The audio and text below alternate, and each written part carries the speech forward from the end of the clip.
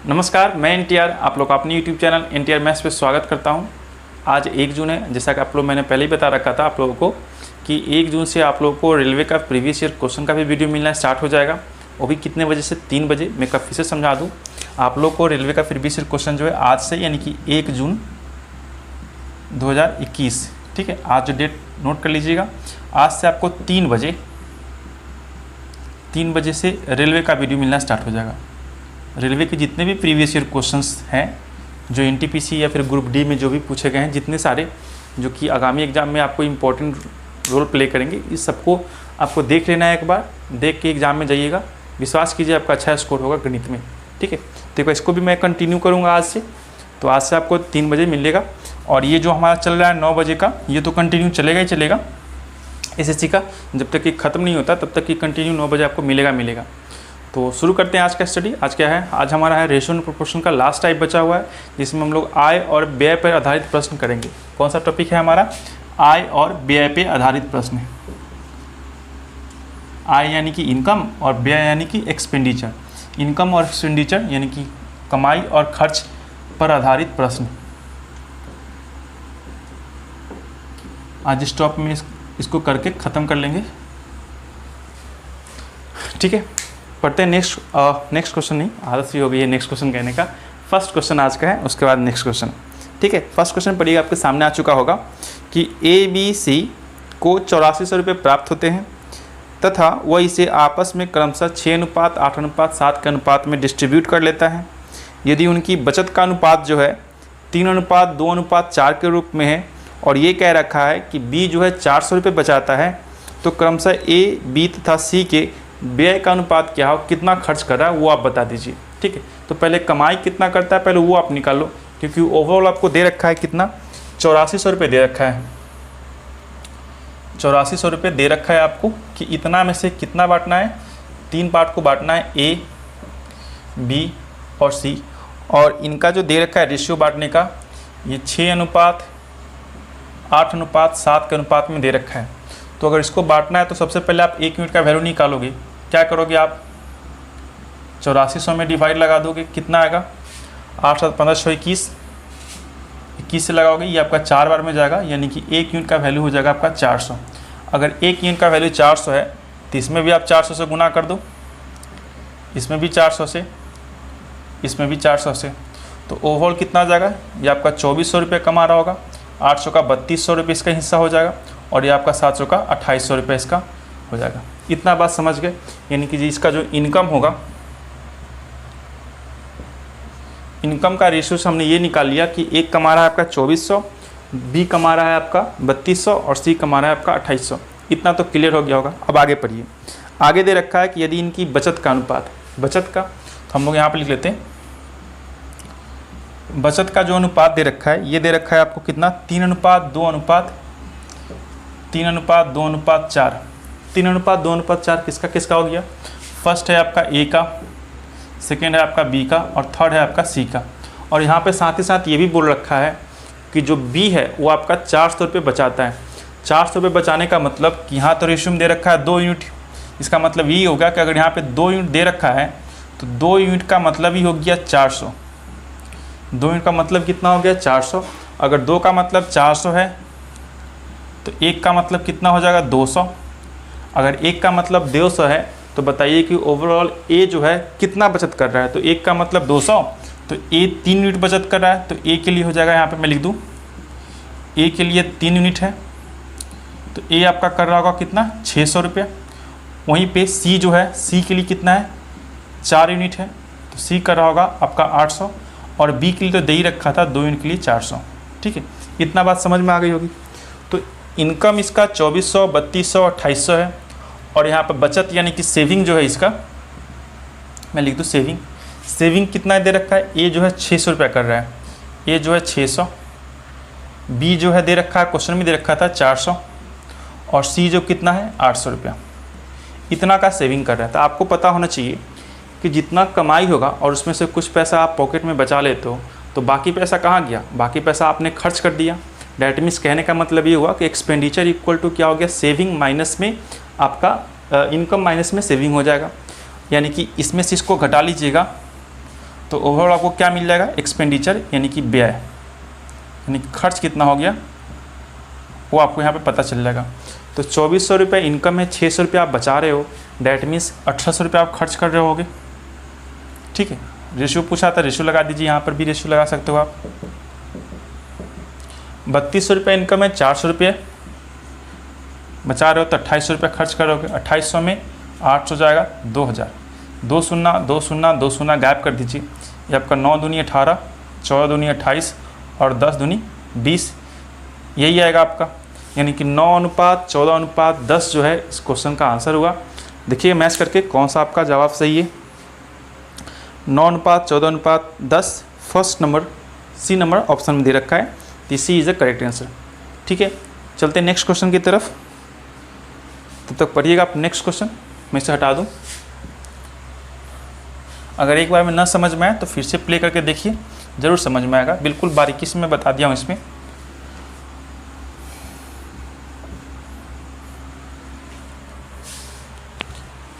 Next question आप लोगों ने पढ़ लिया होगा, मैं पढ़ के सुना दूँ एक बार कि x तथा y की मासिक आय, मासिक आय का मतलब होता है मंथली इनकम। ठीक है, मंथली इनकम का अनुपात जो है आपका 3:5 के अनुपात में है, तथा खर्च का अनुपात जो है 1:2 के अनुपात में है। यदि प्रत्येक 5000 रुपये प्रति माह की बचत कर लेता है। ठीक है, मैं लिख दूँ कि x है और एक आपका y दे रखा है, x:y के लिए निकालना है। आय, मासिक आय यानी कि मंथली इनकम जो है आपका नहीं, x और y का मंथली इनकम जो है आपका, फिर से आपका, चलिए कोई बात नहीं, आप ही का मान लीजिए कि 3:5 के अनुपात में दे रखा है। ठीक है, खर्च जो है यानी कि एक्सपेंडिचर जो दे रखा है, मैं इसको शॉर्ट में लिख दूँ AXP एक्सपेंडिचर, ये दे रखा है आपको 1:2 के अनुपात में दे रखा है इतना। ठीक है, इतना ही दे रखा है। अब पूछा है क्या है आपसे, x की मासिक आय बता दीजिए अगर वो प्रत्येक माह 5-5 हज़ार रुपये बचा रहा है। x के बारे में पूछा है, 5-5 हज़ार रुपये प्रत्येक माह बचा रहा है। मैं आपको याद करा दूं कि अगर इन दोनों का डिफरेंस अगर इक्वल है, क्योंकि बचत तो दोनों सेम टू सेम ही कर रहा है, ये भी 5000 बचा रहा है क्योंकि प्रत्येक लगा रखा है, प्रत्येक 5000 बचाता है, यानी कि x भी 5000 रुपये बचा रहा है, y भी 5000 बचा रहा है। इसका मतलब ये हुआ कि इन दोनों के बीच का जो डिफरेंस होगा वो भी आपका इक्वल होगा। अगर नहीं हो रहा है इक्वल तो उसको इक्वल करने का तरीका भी मैंने आपको बता रखा है, उसका यूज करके कर लीजिएगा। ठीक है, लाइट का थोड़ा प्रॉब्लम है, इसका आंसर लाइट थोड़ा फ्लक्चुएट हो रहा है। चलिए यहाँ देखिएगा, ये 3 से 1 है, 2 का डिफरेंस, यहाँ 5 से 2 है, 3 का डिफरेंस इक्वल नहीं है। तो इक्वल करने का तरीका मैंने आपको बता रखा है, 3 और 5 का डिफरेंस कितना हो गया 2, और इन दोनों का डिफरेंस 1 से आप यहाँ पे गुना कर दो और 2 से इसमें गुना कर दो। ठीक है, तो 1 से गुना कीजिएगा, इसमें कोई चेंजिंग नहीं होगा, 3-5 का 3-5 ही रहेगा। 2 से कीजिएगा आपका 2 और आपका 2 दूनी के 4 हो जाएगा। अब डिफरेंस देखिए, यहाँ पर भी 1 का, यहाँ पर भी 1 का आ रहा है। ठीक है, और 1 का डिफरेंस आ रहा है, इसका मतलब ये हो गया कि 5-5 बचा रहा है आपका, है ना, 5-5 की बचत कर रही है। अगर 5-5 का बचत कर रहा है, इसका मतलब कि 1 यूनिट का वैल्यू हो जाएगा आपका 5000 रुपये। तो पूछा क्या है, x का इनकम, मंथली इनकम, तो x कितना कमा रहा है अभी 3। अगर 1 यूनिट का मतलब 5000 और x के लिए 3 है, तो 3 यूनिट का मतलब कितना हो जाएगा, आप ही बता दो ज़रा। 5-3 15,000 रुपये। ठीक है, 5-3 कितना होगा 15,000 रुपये। ऑप्शन मैच कीजिएगा, ऑप्शन नंबर डी में दे रखा है 15,000। ठीक है, नेक्स्ट क्वेश्चन पढ़िएगा। नेक्स्ट क्वेश्चन आपके सामने आ रखा होगा, पढ़िएगा। मैं इसको हटा दूं। ऐसा टाइप अपने पहले भी पढ़ रखा होगा, दोनों रेशियो के बीच के डिफरेंस को इक्वल करना। ठीक है, बढ़ते हैं नेक्स्ट क्वेश्चन की तरफ। अगला क्वेश्चन के बारे में सुनिएगा कि एक नियोक्ता है, यानी कंपनी कोई होगी, अपने कर्मचारियों की संख्या में 8:5 के अनुपात में क्या करती है, कमी करती है। यानी कि पहले रहा होगा कर्मचारी की संख्या, आप लिख दूँ मैं, कर्मचारियों की संख्या, एक था पहले का और एक है आपका बाद का। एक पहले का रहा होगा, एक बाद का है। तो पहले का दे रखा है 8, तो बाद का दे रखा है 5, यानी कर्मचारियों की संख्या में 8:5 की कमी की जा रही है। इसका मतलब ये हुआ कि अभी के टाइम में मेरे पास कर्मचारी जो है, यानी कि एम्प्लॉय जो है 8 है, लेकिन बाद में मैंने किसी कारणवश से 5 कर दिया, 3 को मैंने छुट्टी दे दी। ठीक है, इस तरह से कुछ दे रखा है।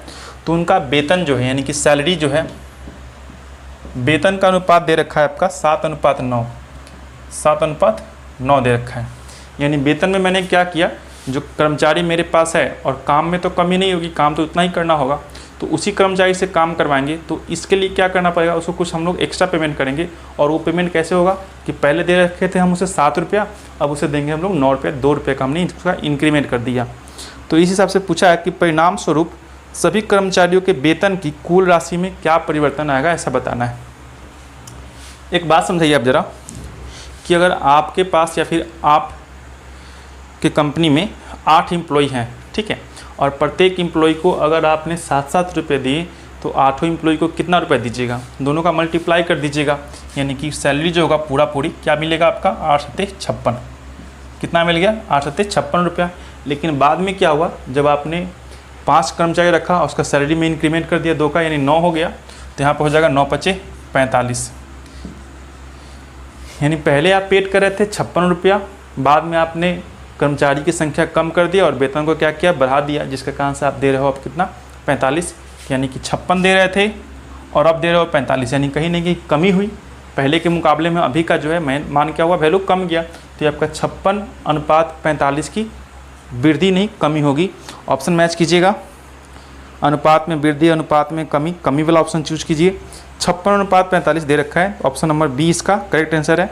ये आपका Tier 1 Tier 2 दोनों में पूछ रखा है, इजी सा क्वेश्चन है। ठीक है, चलते हैं नेक्स्ट क्वेश्चन की तरफ।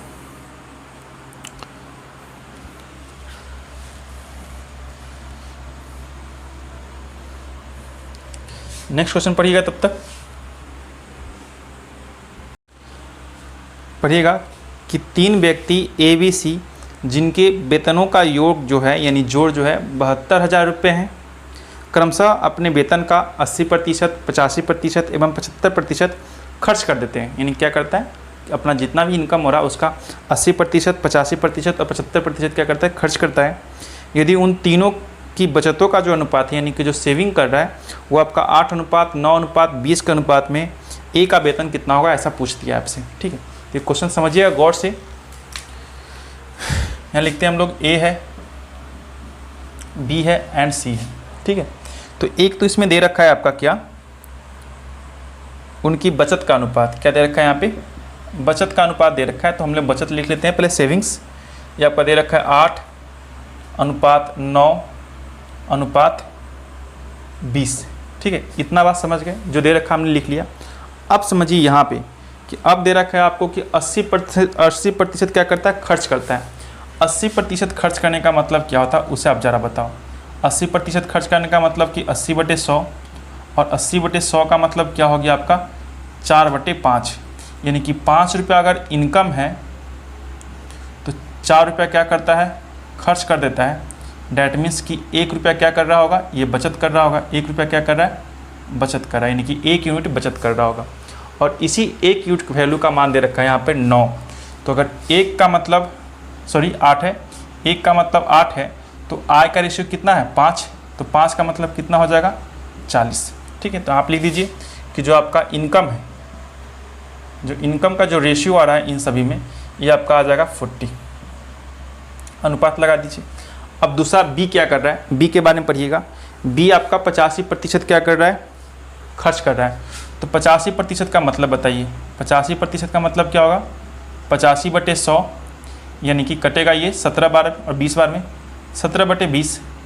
20 का मतलब हो गया ये आपका इनकम है, 17 का मतलब कितना हो गया, खर्च दे रखा है, तो ये आपका खर्च होगा।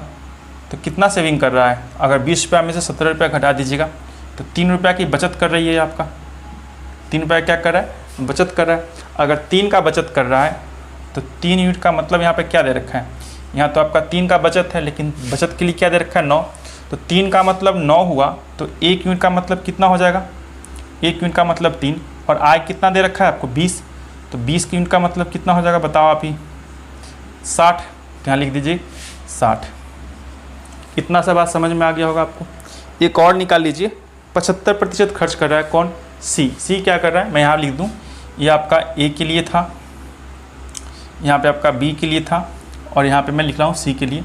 सी क्या कर रहा है 75%, और 75% का मतलब कितना हो गया 3/4।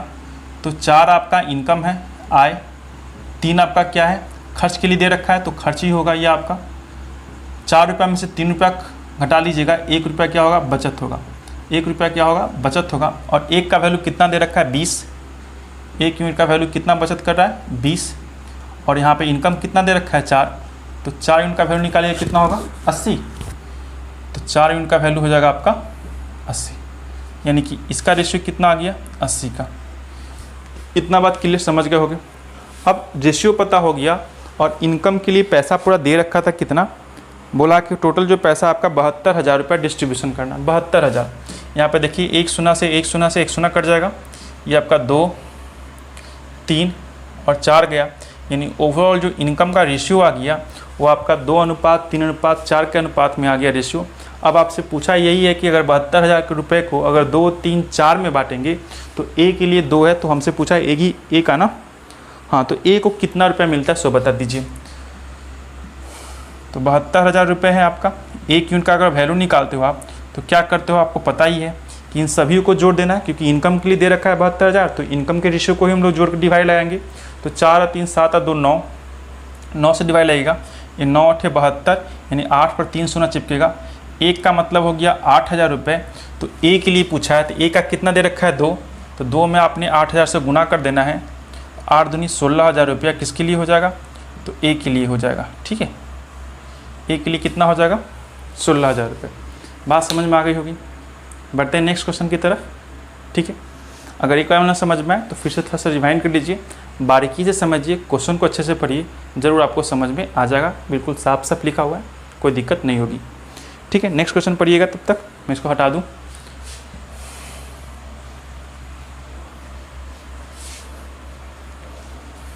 इसका ऑप्शन भी मैच करते चलिएगा आप लोग।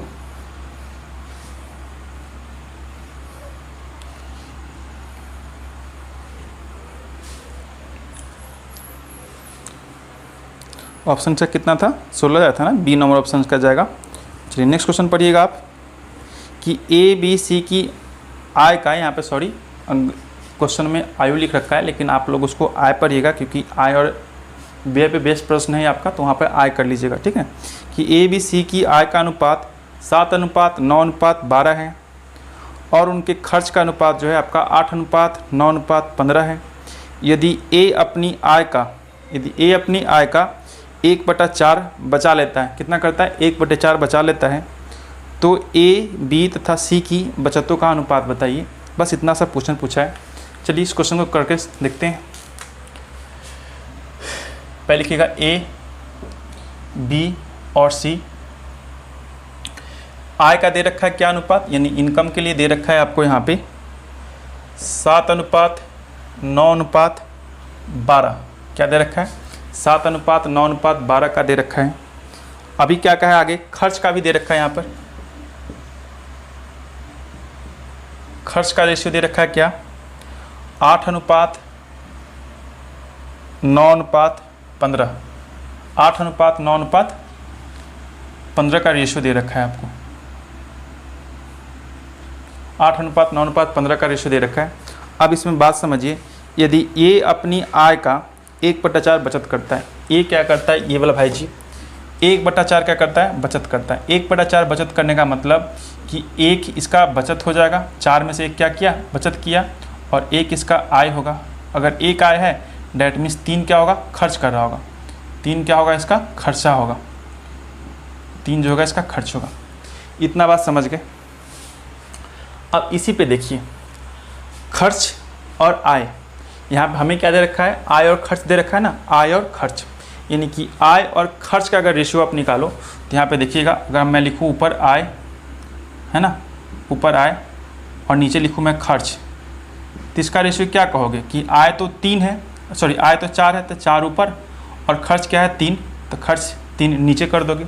दे रखा था हमें क्या बचत का रेशियो, लेकिन इससे हमने क्या निकाल दिया आय और खर्च का रेशियो निकाल दिया, यानी कि 4:3 का अनुपात में आय और खर्च का रेशियो होगा। हमें इसी बात की जानकारी चाहिए थी कि आय और खर्च के बारे में दे रखा था टोटल, तो हमें यहाँ पर भी वही चीज़ चाहिए था। ठीक है, अब हम लोग क्या करेंगे, ए के बारे में ऐसा कहा था कि एक जो भी कुछ है हम लोग दे रखा है ये आपका ए के लिए दे रखा था, ए के लिए दे रखा है। अगर ए में अगर आप ये अप्लाई कर सको तो आपका पूरा चेंज हो जाएगा, मतलब पूरा क्वेश्चन ही सॉल्व हो जाएगा। तो यहाँ पर देखिए कि 7:8 दे रखा है। क्या दे रखा है आपको? 7:8, और आपको चाहिए इसका जो रेशियो है आय और खर्च का 4:3 के रूप में चाहिए। तो सबसे पहले क्या करो, आप इसको दोनों को इक्वल कर लो। इक्वल करने के बाद आप आसानी से 4:3 में कन्वर्ट कर लोगे। तो यहाँ पे क्या दे रखा है? 7, और यहाँ पे दे रखा है 8। दोनों का एलसीएम होगा 56। 56 लाने के लिए आपको इसमें 8 से गुना करना पड़ेगा, तो यहाँ पे आपको 7 से गुना करना पड़ेगा। अब दोनों 56 बराबर हो गया, आय और इनकम क्या हो गया? बराबर हो गया। लेकिन हमें तो चाहिए था 4:3 के रेशियो में, तो आय को 4 रखना है, खर्च को 3 रखना है। तो इसका मतलब कि आय में हमें फिर से 4 से गुना करना पड़ेगा और खर्च में 3 से गुना करना पड़ेगा, जिससे इन दोनों का रेशियो क्या होगा? 4:3 के रेशियो में। देखिएगा, तो 56 से 56 खत्म, 4/3 आएगा आपका आसानी से। इतना बात समझ गए। अगर इसमें ये अप्लाई किए हो तो आपका ये पूरे रेशियो दे रखा है, तो इसमें आपने कितना से गुना किया? 8 और 4 से। तो इसमें भी आपको 8 4 से गुना करना पड़ेगा, इसमें भी 8 4 से गुना करना पड़ेगा। जबकि खर्च में आपने कितना से किया है? 7 × 3, तो 7 × 3 7 × 3 आपको इसमें भी करना पड़ेगा। बस सिंपल सा लॉजिक है, कर लीजिए इसमें भी। 8 × 4, 8 × 4, नीचे वाले केस में 7 × 3 है, तो 7 × 3, और यहाँ पर भी 7 × 3 अप्लाई हो जाएगा। ठीक है, अब आपको क्या करना है? गुना करिए, और आपको पता है कि आय में से अगर आपने खर्च को घटा लिया तो आपको क्या बचेगा? आपका बचेगा बचत।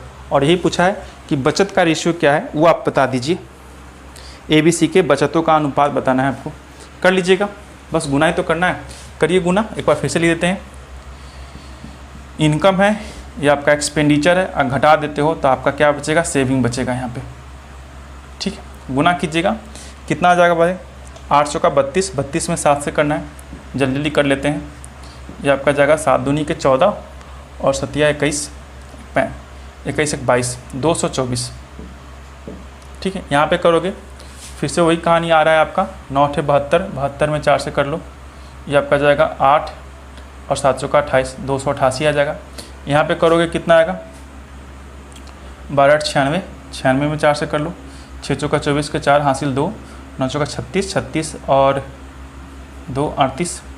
अब इसकी बारी, इसमें कीजिएगा कितना आएगा? 7 × 21, 21 में 8 से करोगे, 21 में 8 से, तो आपका हो जाएगा 8 और ये आपका 16।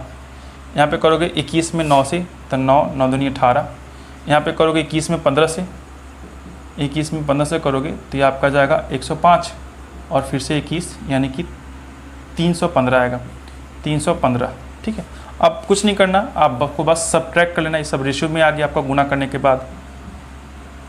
सब्ट्रैक्ट कर लीजिए, 14 हुआ, 14 में से 8 जाएगा 6, ये जाएगा आपका 21, ये आपका 5, 56 हो जाएगा। यहाँ पे देखिए, ये आपका 9, ये 7 गया, यहाँ पर फिर से 9 हो जाएगा। यहाँ पे देखिए, ये भी आपका 9, ये हुआ 7, 7 में से गया 6, ख़त्म। 56:99 है ये, 99:69 का रेशियो आएगा। क्या चीज़ का? सेविंग का। क्लियर? 56:99:69 का रेशियो आ गया। ऑप्शन नंबर डी में दे रखा है इस बात को। कंफर्म समझ गए होगे?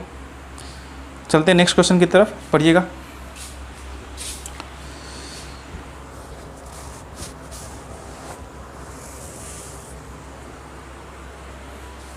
इसको मैं साफ कर दूं।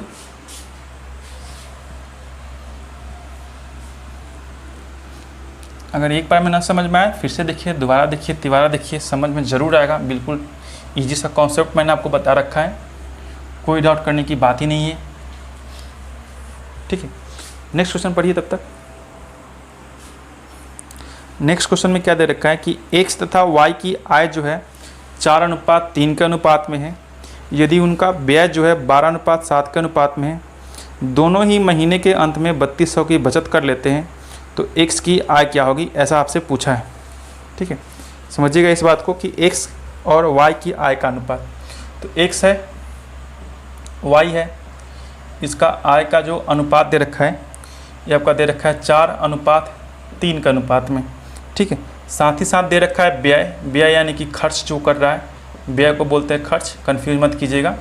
आय मतलब इनकम, व्यय मतलब एक्सपेंडिचर, यानी खर्च कर रहा है। कितना? 12:7 के अनुपात में। 12:7 के अनुपात में खर्च कर रहा है, दोनों ही महीने के अंत में 3200 दोनों बचा लेते हैं। जैसा कि मैंने कहा था आपसे कि अगर दोनों सेम टू सेम पैसा बचाएंगे तो दोनों का डिफरेंस भी क्या होना चाहिए, सेम टू सेम ही होना चाहिए, लेकिन ऐसा तो है नहीं। यहाँ पे पूछा है आय का, एक्स का इनकम बताना है आपको, ठीक है। तो इसको डिफरेंस इक्वल करने के लिए क्या मैंने बस सिखाया था आपको कि 4 में से 3 गया 1, 12 में से 7 गया 5, इस 5 को ऊपर से गुना कर दो, इस 1 को आप नीचे मिला के गुना कर दो। करोगे यहाँ पे क्या आएगा, ये आपका 20 गया, 5 दिया गया 15, यहाँ पे 12 और यहाँ पे 7, ठीक है।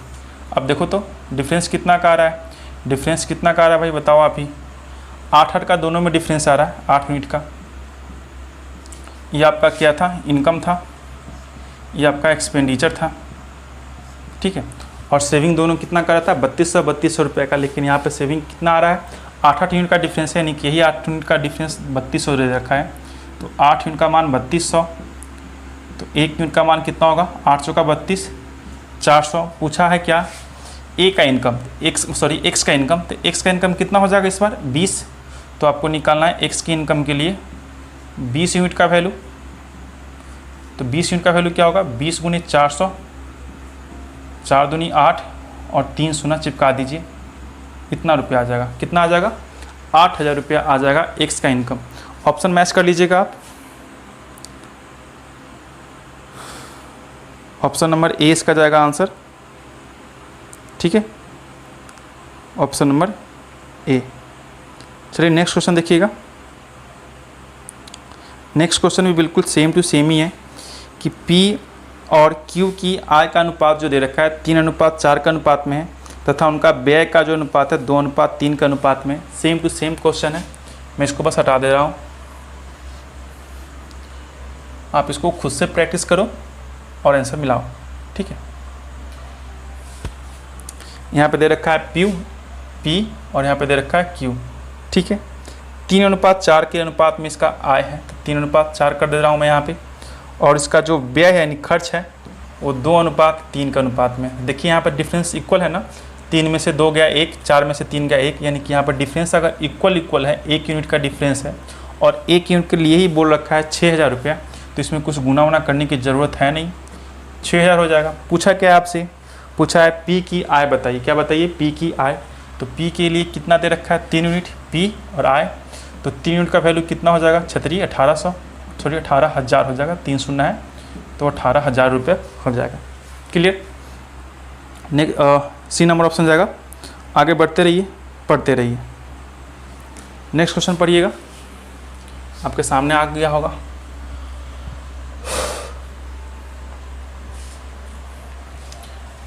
नेक्स्ट क्वेश्चन में क्या दे रखा है कि ए बी सी के वेतन का जो रेशियो दे रखा है 1:3:4 का अनुपात में दे रखा है। यदि उनके वेतन में क्रमशः 5%, 10% और 15% की वृद्धि कर दी जाए तो उनके बढ़े हुए वेतन किस अनुपात में होंगे, ऐसा पूछा है। सिंपल सा क्वेश्चन है, ठीक है। क्या दे रखा है, ए है, बी है, सी है।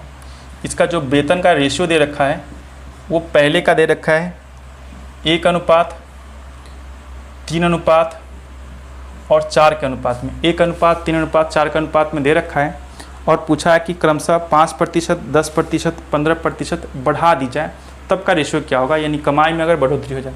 तो 1, 3, 4 में अगर 5%, 10% निकालोगे तो आपको डेसिमल पॉइंट में आ जाएगा। तो क्या करो, दोनों में क्या करो, 1 0 1 0, 1 को 100 कर दो, 3 को 300 कर दो, 4 को 400 कर दो, अब आपको आसानी से बन जाएगा।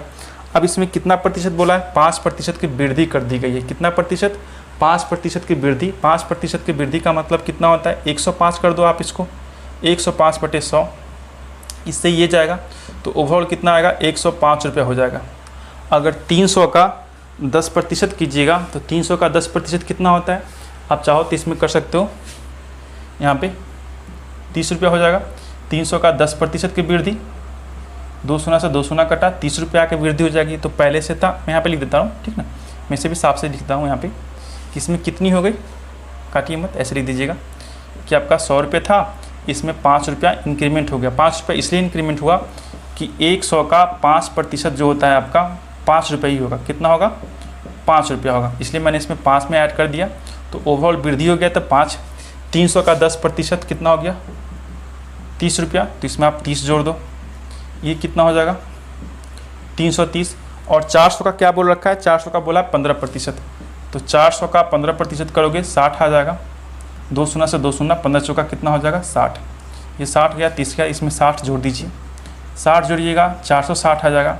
अब इसका रेशियो पूछ दिया है आपसे, रेशियो निकाल दीजिए।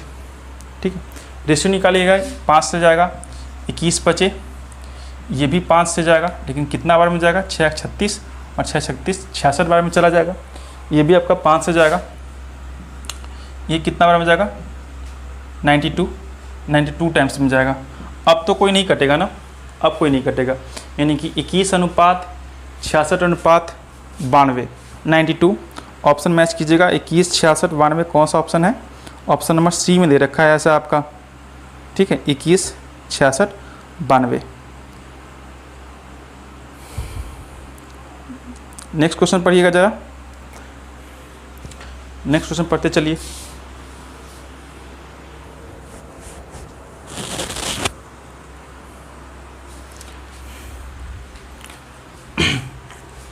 नेक्स्ट क्वेश्चन पढ़िए, खुद से ट्राई कीजिए बनाने का, है ना। और शाम में 3 बजे जो रेलवे का मिलेगा उसमें अभी हम लोग एज स्टार्ट करने वाले हैं, तो आज से आपको एज का वीडियो मिलेगा। ठीक है, एज अगर एज नहीं पढ़े हो तो उसमें आप देख लो प्रीवियस ईयर क्वेश्चन में कितने अच्छे अच्छे क्वेश्चन पूछ रखे हैं और कितना अच्छा तरीका से, बेहतरीन तरीका से आपको बताया गया है। दोनों चीज़ समझ में आ जाएगा आपको। ठीक है, चलिए इस क्वेश्चन को मैं हटा दूँ।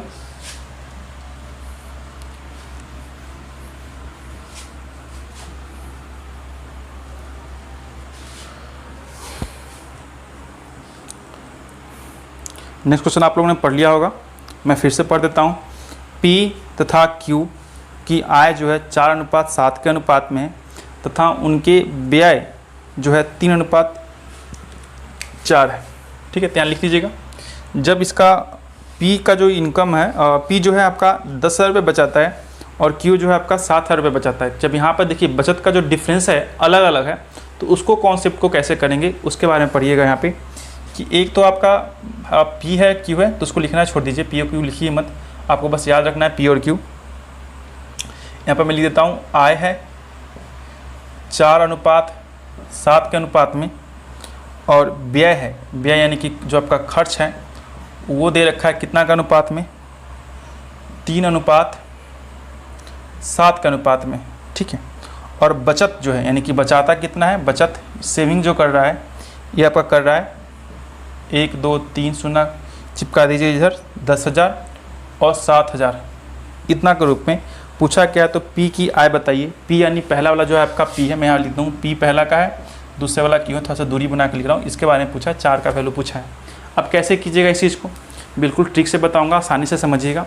आपको क्या करना है, किसका क्रॉस मल्टीप्लाई इसके साथ कर देना है, तो 7 चौका 28 हो जाएगा, और इसका क्रॉस मल्टीप्लाई इसके साथ करना है, तो 7 तिया 21 हो जाएगा। इतनी से बात समझ में आ गई, ऐसे ही करना है बिल्कुल आपको। अब आगे क्या करना है, अब इस 3 को इसके साथ मल्टीप्लाई करना है आपको, 3 को इसके साथ करिएगा तो क्या आएगा आपका 7 तिया 21, ये आपका 21,000 हो जाएगा यहाँ पे। और इस 7 को इसके साथ करना है तो कितना हो जाएगा 70,000 हो जाएगा। ठीक है, 70,000 हो गया। अब इन दोनों का डिफरेंस निकालिए, इन दोनों का डिफरेंस कितना आया, 7 यूनिट का आ गया। कितना का आ गया, 7 यूनिट का। और इन दोनों का डिफरेंस निकालिए, कितना का आएगा 49। इन दोनों का डिफरेंस आ गया 49,000 का। 7,000 में से जब 21,000 घटाओगे तो इसका डिफरेंस कितना आएगा 49,000 का। इसका मतलब यही हुआ कि 7 यूनिट का जो वैल्यू है यही आपको दे रखा है 49,000। ठीक है, 49,000। तो 1 यूनिट का वैल्यू कितना हो जाएगा आप बता दीजिए, ये आपका हो जाएगा 7,000 रुपये। अगर 1 यूनिट का वैल्यू 7,000 है तो आपसे पूछा है क्या, P का इनकम बताना है। इनकम के लिए क्या दे रखा है, 4 यूनिट दे रखा है। तो 1 का मतलब 7,000, तो 4 का मतलब कितना होगा, 7 चौका 28,000 रुपये हो जाएगा। ठीक है, 7 का मतलब 4 का मतलब कितना 28,000, यही आपका 28,000 आंसर होगा। बिल्कुल आसान तरीके से हो गया। ऑप्शन मैच कर लीजिएगा, ए नंबर इसका ऑप्शन जाएगा। चलते हैं नेक्स्ट क्वेश्चन की तरफ। इस कॉन्सेप्ट को आपने समझ लिया होगा कि यहाँ से इसको क्रॉस मल्टीप्लाई करना है, यहाँ से इसको, यहाँ से इसको और यहाँ से इसको। जो भी गुणा करने के बाद आएगा उसको आपको यहाँ लिख लेना है, यहाँ पे लिख लेना है और यहाँ पे लिख लेना है। इन दोनों का जो डिफरेंस होगा और यहाँ पे इन दोनों का जो डिफरेंस होगा, ये आपका यूनिट में रहेगा, ये आपको कैश में रहेगा। तो इसको दोनों को आपको इक्वल कर देना है, बस एक यूनिट का वैल्यू निकाल लेना है। उसके बाद जिसके बारे में पूछे आप आसानी से निकालोगे। अगर पी की आय के पूछा तो 4, क्यू की आय के पूछता तो 7, पी का व्यय पूछता तो 3 और क्यू का व्यय पूछता तो 7, और बचत तो दे ही रखा था। यानी 4 तरीका से पूछ सकता था और कुछ खास नहीं, ठीक है। अगर डिफरेंस पूछता पी और क्यू के बीच का डिफरेंस, तो 7 में 4 का अंतर 3 है, तो 3 का डिफरेंस 3 यूनिट का निकाल लेते, आपका आंसर आता है। जितना भी पूछता बस इसी पे बेस्ट पूछता, आप सब कर लेते, ठीक है। नेक्स्ट क्वेश्चन पढ़िएगा तब तक।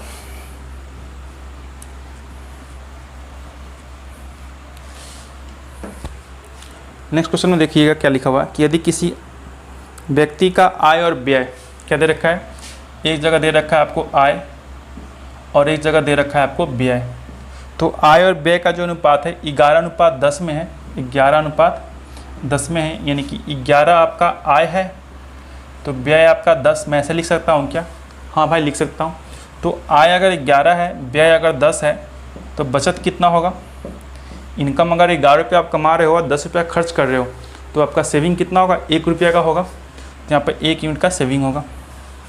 कहा क्या है कि यदि वह प्रति वर्ष 9,000 रुपये बचा लेता है तो उसकी मासिक आय कितनी है? प्रति वर्ष 9,000 बचाता है, यानी कि 1 यूनिट बचा रहा है, तो 1 यूनिट का वैल्यू ये है 9,000 रुपये, ठीक है, प्रति वर्ष का। लेकिन याद रखिएगा ये जो आपका है प्रति वर्ष, यानी 12 महीने में बचाता है 9,000 रुपये। 1 यूनिट का वैल्यू अगर 9,000 है तो इनकम कितना हो जाएगा?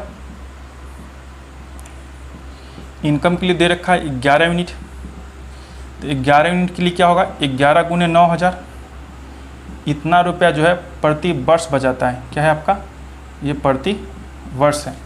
हमसे पूछा है प्रति महीना यानी मासिक का, तो 1 वर्ष में होते हैं 12 महीने, 12 से आपको यहाँ पर डिवाइड लगाना पड़ेगा, ठीक है। अगर 12 से डिवाइड लगाओगे तो आपका 3 तिहाई 9 जाएगा, 3 चौका 12 जाएगा, 4 से काटिएगा 100 को 25 जाएगा, 25 तिहाई 75, 75 में 1 शून्य चिपका दीजिए, 75 में 1 शून्य और गुना हो जाएगा यहाँ पे 11 से। गुना कीजिएगा कितना आएगा? ये आपका 5, 7 5 12 का 2 हासिल 1, 7 1 8, 825 और 1 शून्य और चिपका दीजिए, यानी कि 8,250 रुपये क्या होगा? इसका मंथली का इनकम होगा, ठीक है। मंथली का क्या होगा? इनकम होगा, मासिक आय होगी 8,250 रुपये की। नेक्स्ट क्वेश्चन पढ़िएगा, ये ख़त्म हुआ। ऑप्शन में मैच करते चलिएगा। ऑप्शन नंबर आपका जाएगा और डी नंबर ऑप्शन इसका है। अगला क्वेश्चन देखिए,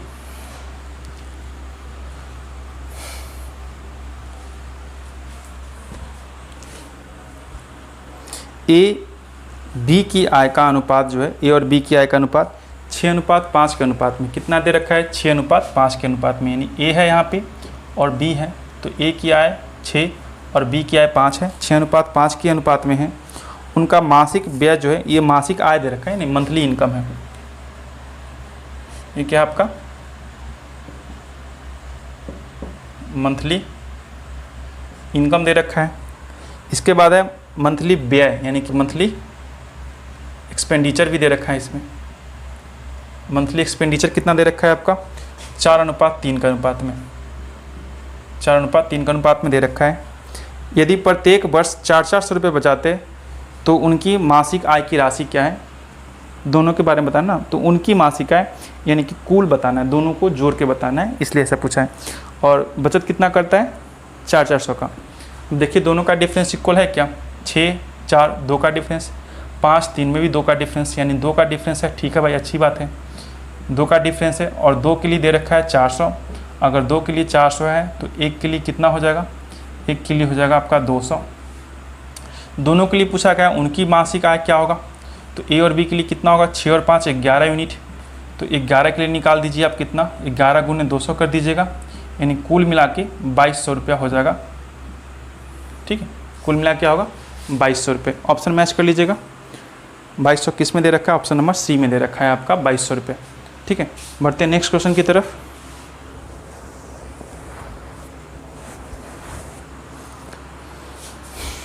नेक्स्ट क्वेश्चन पढ़िएगा तब तक।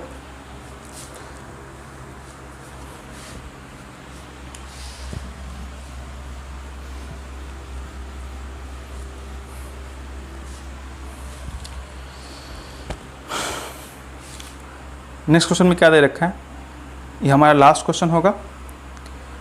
एक व्यक्ति अपनी मासिक आय का कुछ भाग खर्च करता है और बाकी बचत कर लेता है। ठीक है, कुछ खर्च करता है बाकी बचत कर लेता है। यदि उसके व्यय और बचत का अनुपात जो दे रखा है 61:6, यदि उसकी मासिक आय जो दे रखा है, देखिए यहाँ पर व्यय, एक तो व्यय दे रखा है और एक दे रखा है क्या, बचत, यानी कि यहाँ पे दे रखा है बचत। तो व्यय के लिए दे रखा है 61, यहाँ लिखता हूँ मैं कि 61:6 के अनुपात में दे रखा है।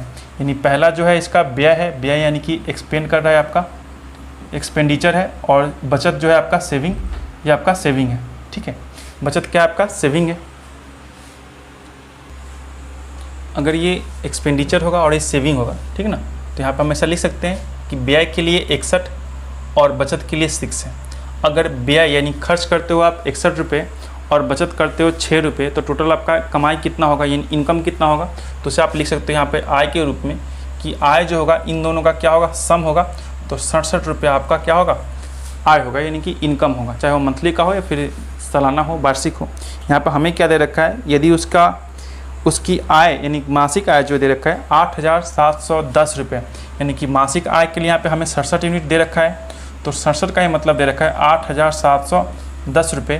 तो एक यूनिट का वैल्यू निकाल दीजिए आप ज़रा, क्या कीजिएगा, 8710 में आपको 67 से डिवाइड लगाना पड़ेगा। डिवाइड लगाए कितना आएगा, ज़रा करिए तो कितना से जाएगा, ये गया आपका, कटना तो चाहिए 13 से जाएगा क्या, गुना करके देख लेते हैं एक बार। 7 या 21 हासिल 2 20 और यहाँ पे 67 जाएगा, ये आपका आ जाएगा, ये 13 से चला जाएगा। ठीक ना, ये 13 से कट जाएगा, तो यहाँ पर 13 से काट dीजिए। 13 से कटिंग होगा 130 आ जाएगा, क्योंकि 1 शून्य पहले का बचा हुआ है। 130 हुआ, एक यूनिट का वैल्यू। पूछा क्या आपसे, पूछा है उसका मासिक बचत की राशि कितनी है, सो बता दीजिए मासिक बचत। ठीक है, तो मासिक बचत यानी महीने का बचत तो यही आपका दे रखा है 6। तो 6 यूनिट का वैल्यू क्या होगा आपका, अगर 1 का मतलब 130 है तो 6 का मतलब 6 गुने 130, तो 63 78 और 1 शून्य चिपका दीजिए, यानी कि 780 रुपये क्या होगा, वो आपका बचा लेगा। ठीक है, 780 रुपये क्या करेगा, बचा लेगा। तो जितने भी क्वेश्चन थे मैंने करवा दिया। एक वीडियो इसका और बनाऊंगा मैं, जिसमें मिसलेनियस टाइप का जितना भी क्वेश्चन होगा अनुपात एवं समानुपात से, वो कंप्लीट करा दूंगा। और उसके बाद आपका अनुपात समानुपात कैसे सीखा, जितना भी प्रीवियस ईयर क्वेश्चन था सारे के सारे कंप्लीट हो जाएंगे, टेंशन मत लीजिएगा। इसके आगे का भी ऐसे कंटिन्यू रहेगा। तो फिर मिलते हैं नेक्स्ट वीडियो में, तब तक के लिए bye bye, tata, see you. और रेलवे का 3 बजे याद रखिएगा।